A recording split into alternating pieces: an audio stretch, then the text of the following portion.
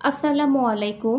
প্রচণ্ড পরিমাণে গরম এবং যদি আমাদের দেহের মধ্যে পানির শূন্যতা তৈরি হয়, আমরা যদি অতিমাত্রায় পরিশ্রম করি, শরীর থেকে যদি খুব বেশি পরিমাণে ঘাম বের হয়ে যায়, সেক্ষেত্রে অবশ্যই একজন নারী বা পুরুষকে ডাবের পানি অথবা ওটস স্যালাইন খেতে হবে। কারণ অতিমাত্রায় যদি ঘেমে যায় কোনো মানুষ, অনেকেই দেখা যায় যে বিশেষ করে পোস্ট মেনোপজাল লেডি পিরিয়ড সারা জীবনের জন্য বন্ধ হয়ে যাবার পরে শরীরে অনেক ধরনের জরুরি হরমোন তৈরি হয় না, হট ফ্ল্যাশ হয়।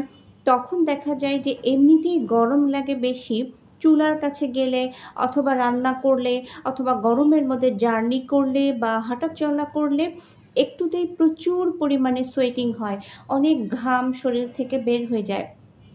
আবার দেখা যায় অনেকেই যারা পুরুষ মানুষ প্রচুর পরিমাণে গরমের মধ্যে কাজ করতে হচ্ছে, অনেক বেশি হাঁটা চলার কাজ করতে হয়।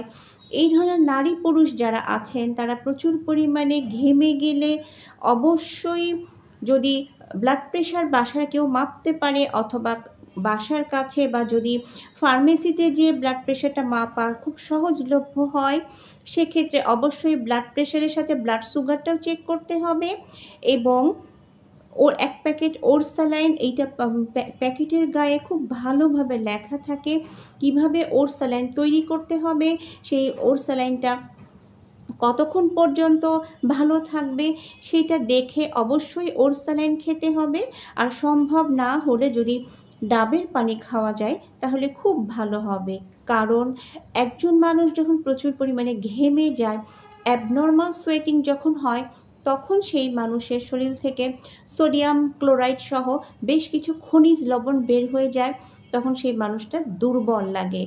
তিনি হাই ব্লাড প্রেশার রোগী হলেও অতিমাত্রায় ঘাম হবার জন্য উনার ব্লাড প্রেশারটা সেই মুহূর্তে কমে যেতে পারে, শরীর খারাপ লাগতে পারে, দুর্বল, ঝিমুনি ভাব, মাথা ঘোরানো, জ্বর লাগা, প্রচণ্ড পরিমাণে অবশ লাগা এই ধরনের ভাব হতে পারে। এইরকম হলে অবশ্যই দেরি না করে হাই ব্লাড প্রেশারের রোগী হলেও সেই মুহূর্তে ১ গ্লাস ওটস স্যালাইন খেয়ে ফেললে এটা যথেষ্ট উপকারী হবে। যদি ডায়াবেটিসের রোগী হয়ে থাকেন, সেক্ষেত্রে চেষ্টা করতে হবে শরবত খাবার পরিবর্তে ওটস স্যালাইন খেতে। শরবত যদি ওটস স্যালাইন হাতের কাছে না থাকে, সেক্ষেত্রে ১ গ্লাস শরবত খেলে সেটার মধ্যে চিনির পরিমাণ, চিনি বা গুড় এইটার পরিমাণ কমিয়ে দিয়ে, মিষ্টির পরিমাণ কমিয়ে দিয়ে লবণের পরিমাণ বাড়িয়ে দিতে হবে। ধন্যবাদ।